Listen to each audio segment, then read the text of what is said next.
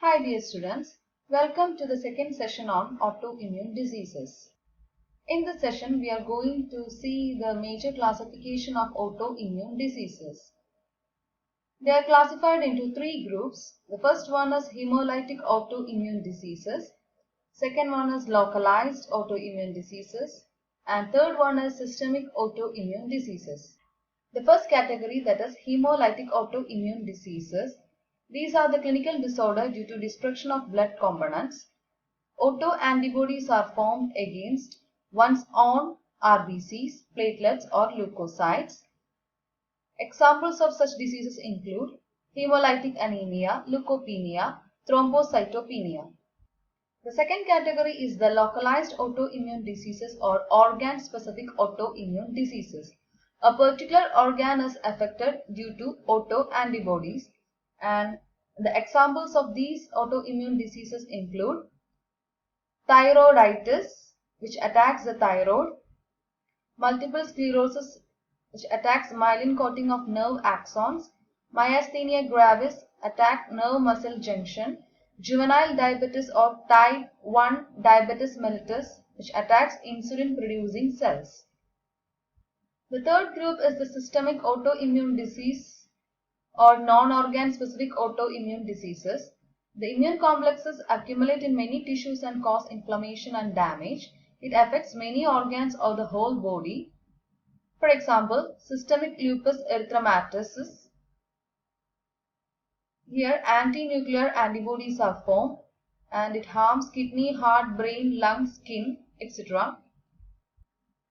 Another one is the rheumatoid arthritis. Here anti-IgG antibodies are formed and it affects joint, heart, lung, nervous system. In rheumatic fever, there is cross reaction between antibodies to streptococcus and autoantibodies. Let's see each of the disease in detail. The first one is autoimmune hemolytic anemia. Lysis of RBC is due to the production of autoantibodies against the RBC antigens. For normal RBC, the half-life is 21 days, but in the case of hemolytic anemia, it's less than 7 days. It is caused as a result of secondary infections or during drug therapy. For example, penicillin, antihypertensive agent like methyl-dopa result in destruction of RBCs. These are antibody-mediated autoimmune diseases. Two classes of autoantibodies are involved. IgM or cold agglutinins, which is activated at 4 degrees Celsius but not at 37 degrees Celsius. IgG or warm agglutinins, which is activated at 37 degrees Celsius but not at 4 degrees Celsius. The next disease under hemocytolytic autoimmune disease is thrombocytopenia. It is characterized by low platelet count due to the production of antiplatelet antibody, which is of IgG type. An interaction of antibody with bound drug or new antigen causes intravascular agglutination of platelets and can be eliminated by phagocytic cells. This is also an antibody-mediated autoimmune disease.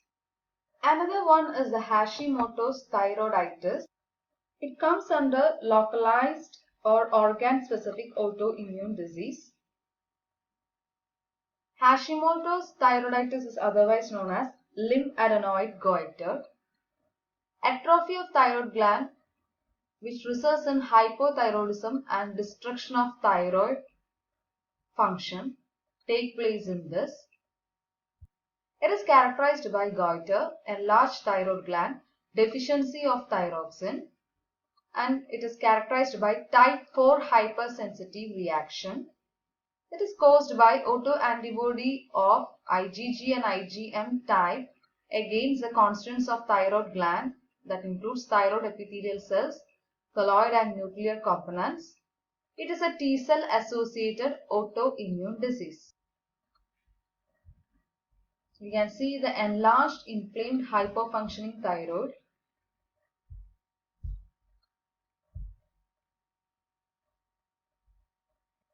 And it was the first disease that is recognized as an autoimmune disease and was discovered by Dr. Hashimoto Hakaru.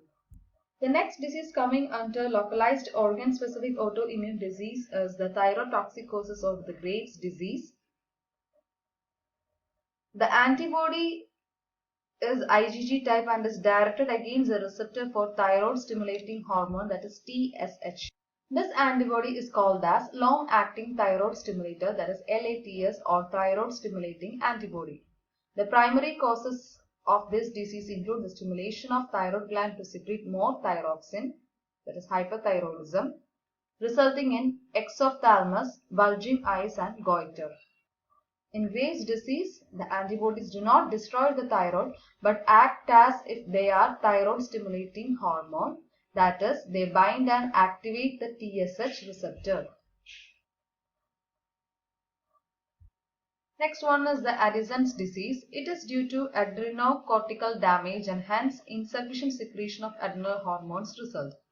Tissue damage is caused by autoantibody against zona glomerulosa cells of adrenal cortex. Myasthenia gravis. It is caused by autoantibody against muscle antigen and acetylcholine receptor antigen. It is characterized by increased muscular weakness that make one fatigue. Speaking, eating and walking become tiresome. Eventually, death occurs from respiratory failure. Acetylcholine cannot be produced, thus nerve impulse cannot be transmitted from the nerves to the muscles, hence the neuromuscular junction is severely affected. The disease is marked by progressive weakness and loss of muscle control. It is classified as a B-cell disease. Autoantibodies are formed against nicotinic acetylcholine receptors. There is an autoimmune anemia termed pernicious anemia. It is caused by the deficiency in vitamin B12, and autoantibodies to the intrinsic factor causes this. That is, autoantibody is directed against the intrinsic factor and prevents the absorption of vitamin B12 as it blocks its attachment to the gastric intrinsic factor and interferes with its uptake by the intestinal mucosa, and the B12 remains in the stomach and it is excreted. The pernicious anemia can be treated with injections of B12. The next category is the systemic autoimmune diseases. In this type, the immune response is not directed to a target antigen unique to a single organ or gland. Rather, it is directed to any different organs, tissues and cells of the body. For example, systemic lupus erythematosus. Systemic lupus erythematosus is a systemic autoimmune disease that can affect any part of the body.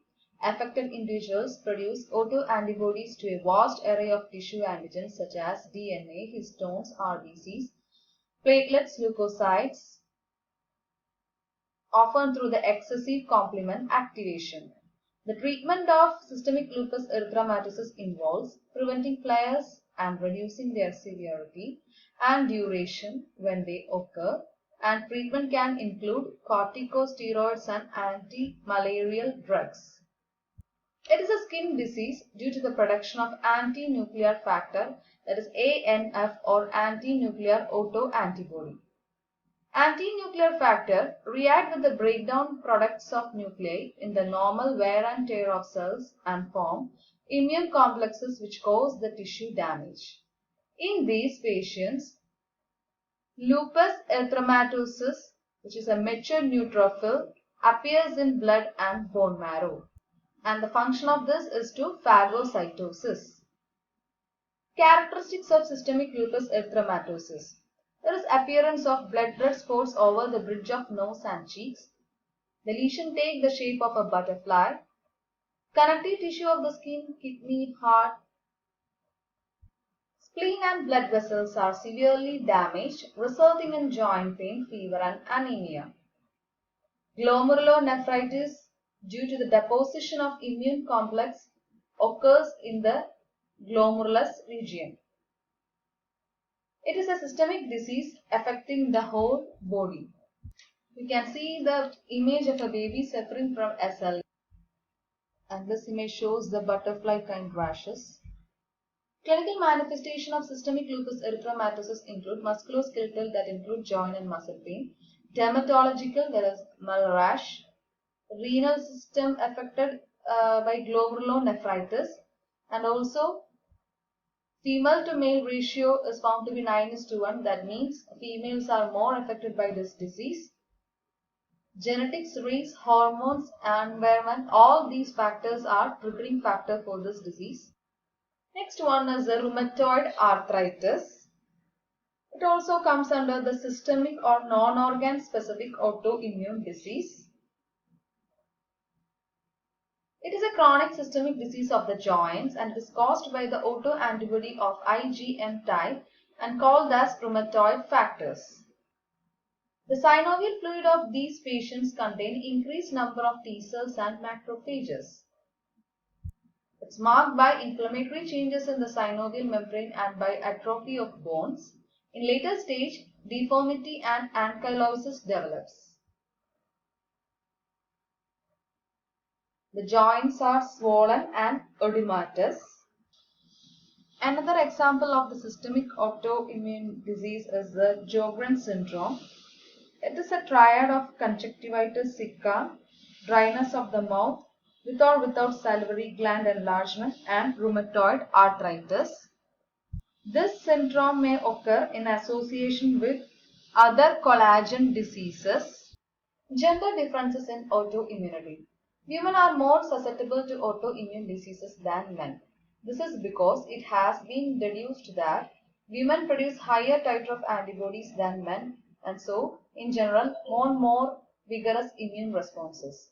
Women generally tend to have higher levels of CD4 plus T cells and significantly higher levels of serum IgG. Diagnosis of autoimmune diseases. It is diagnosed by clinical symptoms and confirmed by detecting the autoantibody in the serum of the patients.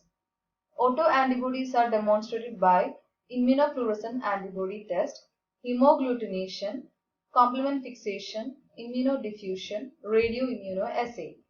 Some autoimmune diseases are treated with medications that alleviate specific symptoms. For hemolytic anemia, it is treated with vitamin B12. Thyrotoxicosis treated with anti-thyroid drugs. Myasthenia gravis treated with choline esterase inhibitors. Rheumatoid arthritis treated with anti-inflammatory drugs. Lupus erythematosus treated with immunosuppressive or anti-mitotic drugs such as corticosteroid, cyclophosphamide, azathioprine. Current therapies for autoimmune diseases include immunosuppressive drugs, thymectomy, plasmapheresis, vaccination with T cells specific for an autoantigen, usage of synthetic blocking peptides, and usage of monoclonal antibodies. Immunosuppressive drugs include corticosteroids, azathioprine, and it slows the proliferation of lymphocytes. Cyclosporin A blocks signal translation mediated by the T cell receptor. In thymectomy, there is removal of thymus from patients with myasthenia gravis. Plasmapheresis is a removal of antigen-antibody complexes for a short-term reduction in symptoms. Now let's see the overall summary of autoimmune diseases. Autoimmune diseases and conditions exist when the body produces abnormal cells which attack the body itself. Most autoimmune diseases strike women more often than men. The causes of autoimmune diseases are not known, but some autoimmune diseases seem to run in families. It can strike any part of the body, symptoms vary widely, and diagnosis and treatment are often difficult. Medical science is striving to design therapies that prevent autoimmune diseases.